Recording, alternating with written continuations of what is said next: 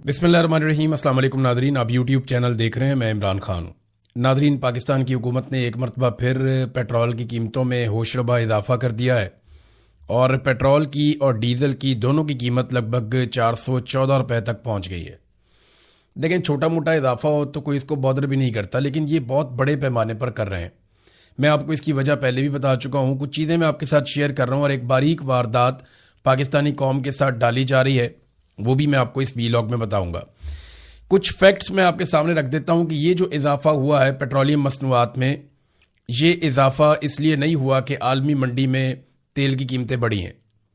यानी ये जो हालिया इजाफा है, इसका ताल्लुक आलमी मंडी में तेल की कीमतों से बढ़ने से नहीं है, बल्कि आलमी मंडी में तेल की कीमतें गुज़िश्ता दिनों कम हुई, यानी लगातार कम हुई हैं। इसके बावजूद पाकिस्तान में कीमतें क्यों बढ़ रही हैं? ये जो इजाफा है, ये हुक्मरानों की नालायकी और अवाम के हुक्मरानों के ऊपर अदम एतमाद की वजह से है। वो कैसे, मैं आपको बताता हूँ। इस वक्त जो पेट्रोल के ऊपर और डीजल के ऊपर हुकूमत वसूल कर रही है टैक्सेस, वो 150 से 200 रुपए के बीच में है। यानी इतनी बड़ी मिकदार में, लगभग 200 रुपए के आसपास तो पेट्रोल के ऊपर टैक्सेस हुकूमत वसूल कर रही है। इमरान खान 150 रुपए का पेट्रोल लीटर दे रहा था, जिसमें टैक्सेस वैक्सेस सारा कुछ ही शामिल था। और मौजूदा हुक्मरान जो हैं वो उस पर सिर्फ 200 रुपए का तो सिर्फ टैक्स ले रहे हैं उसी पेट्रोल के ऊपर। अब ये देखें ना, अगर तो आलमी मंडी में कीमत बढ़ी है तो आपको टैक्स नहीं बढ़ाना चाहिए। आप आलमी मंडी की कीमत के मुताबिक एक फार्मूला तय कर लें, आप उस तरह भी बढ़ा सकते हैं। लेकिन ये लगातार टैक्सेस में इजाफा करते चले जा रहे हैं। वजह यह है कि पाकिस्तान में कारोबारी जिंदगी मुअत्तल है। लोग सरमाया लेकर पाकिस्तान से बाहर भाग रहे हैं और पाकिस्तान को दिवालिया से बचाने के लिए आसिम मुनीर साहब और उनकी टीम, जिसमें शहबाज शरीफ है, आसिफ अली जरदारी है, नवाज शरीफ है, मरियम नवाज आसिम मुनीर की टीम का हिस्सा है। MQM एक जमात है, वो आसिम मुनीर की टीम है। इसी तरह आसिम मुनीर साहब की टीम में ANP भी है और फजल रहमान साहब भी हैं। ये सारे आसिम मुनीर साहब की टीम का हिस्सा हैं। तो ये आसिम मुनीर साहब के पास पाकिस्तान को दिवालिया से बचाने का अब दो ही रास्ते हैं उनके पास। नंबर एक, वो भारी कर्जे लें, जो अभी फिर उन्होंने IMF से एक किस्त ली है। मुझे हैरत होती है कि माजी में IMF के ताने देने वाले लोग आज IMF की किस्त मिलती है तो उसके ऊपर भंगड़े डालते हैं और वो ये कहते हैं कि पाकिस्तान को बहुत बड़ी माशी कामयाबी मिल गई। देखिए, कर्जा मिलने से आपको वक्ती तौर पे ऑक्सीजन तो मिलती है, आपका ये फायदा तो होता है, लेकिन कभी भी कर्जा आपकी मईशत को खड़ा नहीं कर सकता। वो आपको एक ऐसी सपोर्ट दे सकता है जिसके बाद आप अच्छे इकदाम करें और माशी सरगर्मियां बेहतर करें तो आप वो कर्जा भी वापस कर सकते हैं, मईशत भी खड़ी कर सकते हैं। लेकिन पाकिस्तान में जो कर्जा लिया जा रहा है वो मईशत को खड़ा करने के लिए नहीं लिया जा रहा। पाकिस्तान में जो कर्जा लिया जा रहा है वो पाकिस्तान को दिवालिया से बचाने के लिए लिया जा रहा है। तो दो रास्ते हैं आसिम मुनीर साहब और उनकी टीम के पास। नंबर एक कि वो कर्जे लें भारी, और वो ले रहे हैं। दूसरा रास्ता ये है कि अवाम पर बोझ बढ़ाया जाए, यानी किन चीज़ों में, पेट्रोल में, बिजली में, गैस में, टैक्सेस के अंदर जो तनख्वाहदार तबके के ऊपर टैक्सेस लगते हैं वहाँ पे अवाम पे बोझ बढ़ाया जाए। ये बड़ा आसान होता है गरीब आदमी से टैक्स लेना, अमीर आदमी से टैक्स लेना बहुत मुश्किल होता है। वैसे भी जो टैक्स का निज़ाम बनाते हैं वो अमीर लोग होते हैं, तो वो अपने ऊपर तो टैक्स नहीं लगाएंगे ना, वो तो गरीब के ऊपर टैक्स लगाएंगे, कमज़ोर के ऊपर टैक्स लगाएंगे। अपने और अपनी बरादरी के ऊपर तो कोई टैक्स नहीं लगाता, कोई टैक्स देना भी नहीं चाहता। और देखें, ये दो चीज़ें उन्हें क्यों करनी पड़ती हैं। नंबर एक तो ये टैक्सेस लगाते हैं, कीमतें बढ़ाते हैं, अवाम पे बोझ डालते हैं। नंबर दो, ये भारी कर्जे लेते हैं। इसके अलावा तो कोई हल है नहीं आसिम मुनीर साहब के पास। तो क्योंकि उसकी वजूहात है ना, वजह एक तो ये है कि ये सरमायाकारी पाकिस्तान में लाने में मुकम्मल तौर पर नाकाम रहे। उल्टा ये हुआ कि पाकिस्तान से लोग सरमाया लेकर बाहर भाग रहे हैं। ये पाकिस्तान की एक्सपोर्ट्स को बढ़ाने में मुकम्मल तौर पे नाकाम रहे। कॉस्ट ऑफ प्रोडक्शन इतनी ज़्यादा बढ़ गई है इनके IPPs की वजह से कि अब पाकिस्तान उस चुंगल से निकल नहीं पा रहा। और आप एक्सपोर्ट्स कैसे बढ़ाएंगे? आपके यहाँ पे प्रोडक्शन ही कम हो गई है। जो पाकिस्तान के अंदर कौमी पैदावार है उसमें लगातार कमी होती चली जा रही है। सियाहत एक जरिया होता है ज़र मुबादला पाकिस्तान में लाने का, लेकिन सियाहत तो बिल्कुल पाकिस्तान में ज़ीरो है। आपको कहीं पर कोई गैर मुल्की सयाह अब तो नज़र ही नहीं आता। पहले भी कुछ ज़्यादा नहीं थे, लेकिन थोड़े बहुत आते थे, अब तो वो भी नहीं है। मुल्क में मुआशी सरगर्मियां तेज करने से कुछ बेहतरी आ सकती थी, लेकिन आप देखें, चाहे वो रियल स्टेट हो, यानी जो आपका प्रॉपर्टी का कारोबार है, वो भी डाउन है। कोई बंदा प्लॉट खरीदने के लिए तैयार नहीं है, लोग बेच रहे हैं। कोई बंदा फाइल खरीदने की तैयार नहीं है, लोग बेच रहे हैं। जितनी भी प्रॉपर्टी है पाकिस्तान में सबकी कीमतें नीचे चली गई कि कोई खरीद ले, लेकिन कोई खरीदेगा तो हुकूमत को टैक्स जाएगा ना। तो हर शोबे के अंदर इसी तरह से जो माशी तरक्की का एक पहिया है वो रुका हुआ है। माशी सरगर्मियां पाकिस्तान में लगभग मुअत्तल हो गई हैं। तो इन चीज़ों में मुकम्मल तौर पे आसिम मुनीर साहब और उनकी टीम नाकाम रही। अब उसकी वजह से इन्हें करना क्या पड़ता है, कभी पेट्रोल पे टैक्स, कभी डीजल पे टैक्स, कभी बिजली पे इजाफी टैक्स, कभी इजाफी बिल। अब लोगों को 100 यूनिट का, बेचारों का, कई लोगों का इससे भी कम वो बिल होता है। इतने भी यूनिट उन्होंने नहीं चलाए हुए होते और उनको ऐसे बिल आ जाते हैं जो माजी में अच्छे खासे लोगों को आते थे। तो 300 यूनिट बिजली इन्होंने मुफ्त देनी थी। इन्होंने 300 यूनिट तक की जितनी सब्सिडी थी वो सारी खत्म कर दी और बिजली की कीमत 4 से 5 गुना बढ़ा दी। लगभग पाकिस्तानियों को जो इस वक्त एवरेज एक यूनिट पड़ता है वो 60 रुपए से ज्यादा का पड़ता है। यानी कहां पे एक एवरेज यूनिट माजी में जो गरीब पाकिस्तानी थे उनके लिए 14 रुपए, 15 रुपए हुआ करता था, 16 रुपए हुआ करता था। आज वो यूनिट जो है वो 60 रुपए से ऊपर हो गया, क्योंकि आसिम मुनीर साहब के पास और उनकी टीम के पास पाकिस्तान को चलाने के लिए कोई फॉर्मूला, कोई मुआशी हिकमत अमली नहीं है।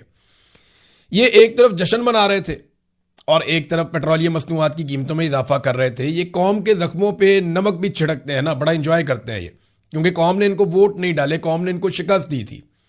आसिम मुनीर साहब को और उनकी सारी टीम को कौम ने शिकस्त दी थी। फिर ये जबरदस्ती ताकत के बलबूते पे बंदूक दिखा के पाकिस्तानियों को ये इक्तदार में आकर बैठ गए। लेकिन कब तक? जिस दिन सारे इकट्ठे होकर निकले पाकिस्तानी और एक मुट्ठी बन गए, उस दिन फारग हो जाएंगे सारे। ये जश्न मना बनाकर लोगों से लिबर्टी चौक में पूछ रहे थे कि पाकिस्तानियों मजा आ रहा है, पाकिस्तानियों मजा आ रहा है। और साथ इन्होंने पेट्रोलियम मसनूआत की कीमतें 414 रुपए तक पहुंचा दी, जो इमरान खान साहब के दौर में 150 रुपए की थी। जब इमरान खान साहब के 150 रुपए के पेट्रोल को ये बहुत महंगा कहते थे, वही लोग, मैं हैरान होता हूं, आजकल 414 रुपए के पेट्रोल को महंगा नहीं करते। इन्होंने आतिशबाजियां की अपनी अय्याशियों के लिए, अपने जहाजों के लिए, अपनी नई गाड़ियों के लिए, अपनी चीजों के लिए। इन्होंने मुल्क में तबाही फेरी हुई है। ये खबर देखें ना आप, मेंबरान पार्लियामेंट की नई रिहाइशगाहें तामीर की जा रही हैं। 104 फैमिली सूट्स तकमील के लिए 30 जून तक की डेडलाइन दे दी गई है। वहां पे 500 एयर कंडीशनर लगाए जा रहे हैं और लॉबीज के अंदर VRF सिस्टम लगाया जा रहा है। इसके अलावा 1 अरब 9 करोड़ रुपए की लागत प्रोजेक्ट के ऊपर आएगी और 500 सर्वेंट क्वार्टर भी बनेंगे वहां पे। यानी अब हर एक को 5-5 सर्वेंट क्वार्टर भी मिल जाएंगे लगभग। यानी अगर आप 104 फैमिली के स्वीट्स हैं तो वहां पे 500 सर्वेंट क्वार्टर का मतलब है कि वहां पे इतने मुलाजमीन काम कर रहे होंगे कि इनके साथ जो मुलाजमीन जाएंगे वो भी वहां पे रहेंगे और वहां पे जो खादम होंगे वो भी वहां पे रहेंगे।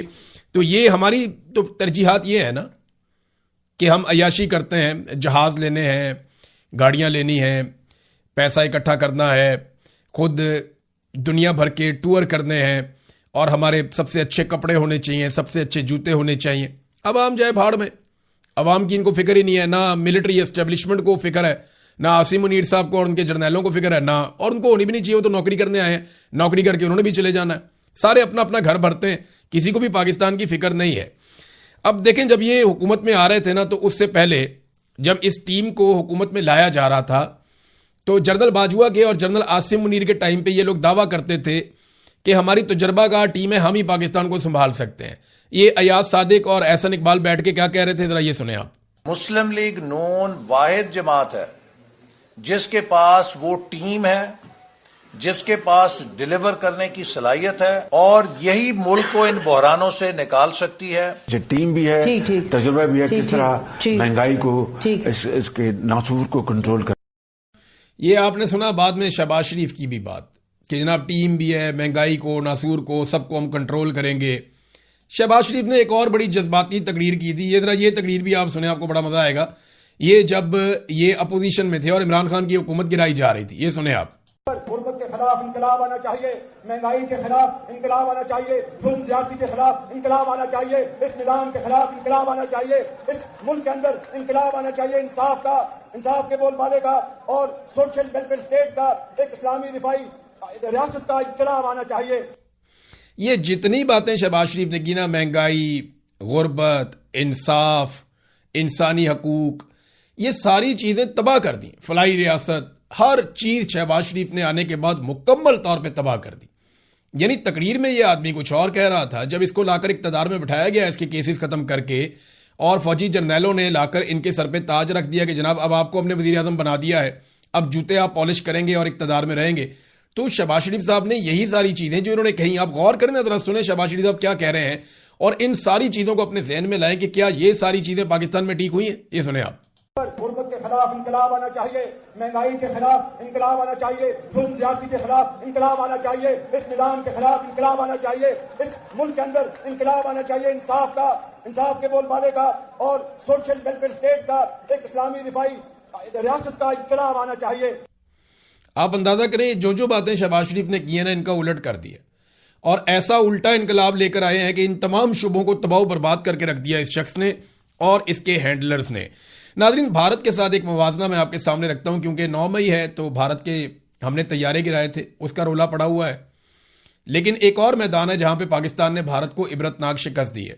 अगर आलमी मंडी में तेल की कीमतें बढ़ रही हैं तो आपने तेल के ऊपर टैक्सेस को कम करके अवाम को रिलीफ देना था। यह काम भारत ने किया, पाकिस्तान नहीं कर पाया। जब से यह जंग लगी है उस वक्त से लेकर अब तक इंडिया में जो पेट्रोलियम मसनूआत की कीमतें बढ़ी हैं वो 0% हैं। बांग्लादेश में जो पेट्रोलियम मसनूआत की कीमतें बढ़ी हैं वो 16% हैं, जबकि पाकिस्तान में जो पेट्रोलियम मसनूआत की कीमतें बढ़ी हैं वो 61.5% हैं। ये पाकिस्तान के हुक्मरानों ने पाकिस्तान के साथ किया और करवाने वाली कौन है? वही पुरानी मिलिट्री एस्टेब्लिशमेंट। देखिए, एक बारीक वारदात डाली जा रही है जिसका मैंने शुरू में तस्करा किया। वारदात ये डाली जा रही है कि ये जो कुछ भी हो रहा है इसका जिम्मेदार शरीफ खानदान को अकेले ठहरा दिया जाए। कुछ ऐसे टाउट्स हैं या ऐसे अकाउंट्स जिनका मिलिट्री एस्टेब्लिशमेंट के साथ ताल्लुक है, वो लगातार शरीफ खानदान के चमकते हुए चेहरे दिखा रहे हैं और उनके ऊपर लानत भेज रहे हैं। वो ये कह रहे हैं कि मरियम नवाज, शहबाज शरीफ, नवाज शरीफ, इसाक डार, इनके चेहरे चमकते हुए दिखाकर ऊपर लिखा जा रहा है कि इन पर लानत भेज दें। और पाकिस्तान में बहुत सारे लोग ये कह रहे हैं, लोगों को गुस्सा भी है इनके ऊपर बहुत ज्यादा कि इनको ये लानत के मुस्तहिक है। लोग ये कहते हैं कि इनके ऊपर लानत भेजी जा रही है कि ये महंगाई के लिए जिम्मेदार हैं, पेट्रोलियम मसनूआत की कीमतें इन्होंने। ये तो कठपुतलियां हैं बेचारे। एस्टेब्लिशमेंट ना बड़ी सियाणी है, वो मीठा मीठा हफ हफ और कड़वा कड़वा थू थू, ये उनका पुराना फॉर्मूला है।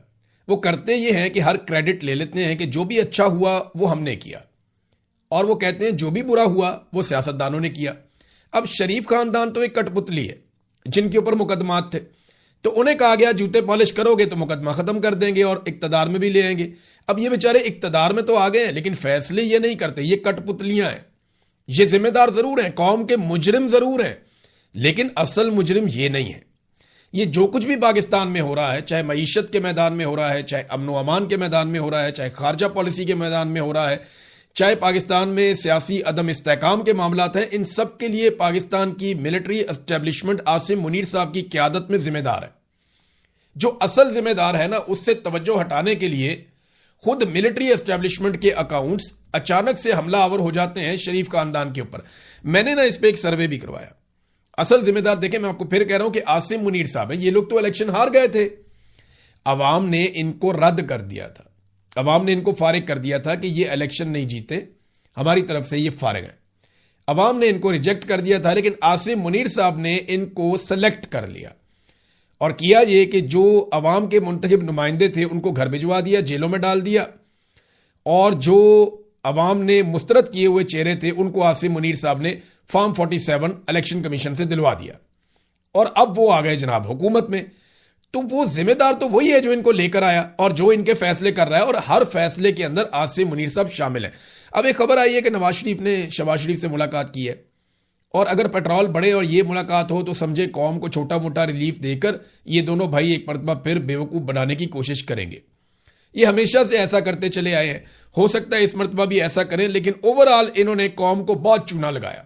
दोनों भाइयों ने पाकिस्तान की मिलिट्री एस्टेब्लिशमेंट के साथ मिलकर पाकिस्तान को बहुत चूना लगाया है। एक तरफ मार्का हक का ये जश्न मना रहे थे, रात को आतिशबाजियां कर रहे थे, और साथ में कौम के सीने पर बूंद डाल रहे थे पेट्रोलियम मसनूआत की कीमतें बढ़ाकर। नादरीन, आज 9 मई है। 9 मई के हवाले से ना मैं एक चीज आपको बताता हूं कि देखें, 9 मई के दिन पाकिस्तान की फौज ने 2 लड़ाइयां लड़ी हैं, मिलिट्री ने 2 लड़ाइयां लड़ी। एक 9 मई 2023 को लड़ी है और एक 9 मई 2025 को लड़ी है।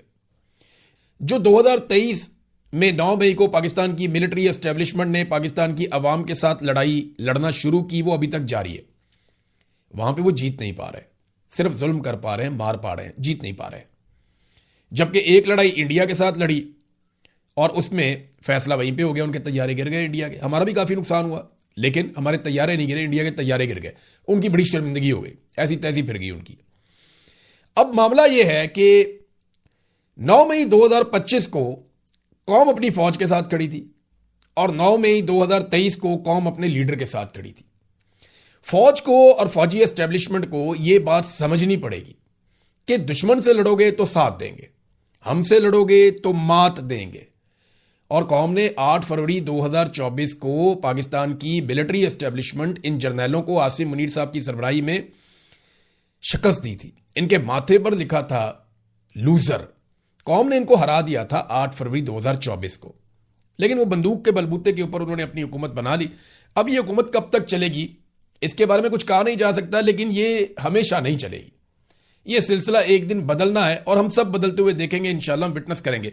नाजरीन, एक और चीज है, इंटरनेशनल खबरें क्योंकि मैं साथ साथ आपको देता रहता हूं, तो डोनाल्ड ट्रंप ने जो प्रोजेक्ट फ्रीडम उसको रोका था और बाद में ये बहाना बनाया था कि पाकिस्तान ने कहा तो मैंने रोक दिया, तो उसकी डेवलपमेंट तो कोई ना हुई ना होनी थी।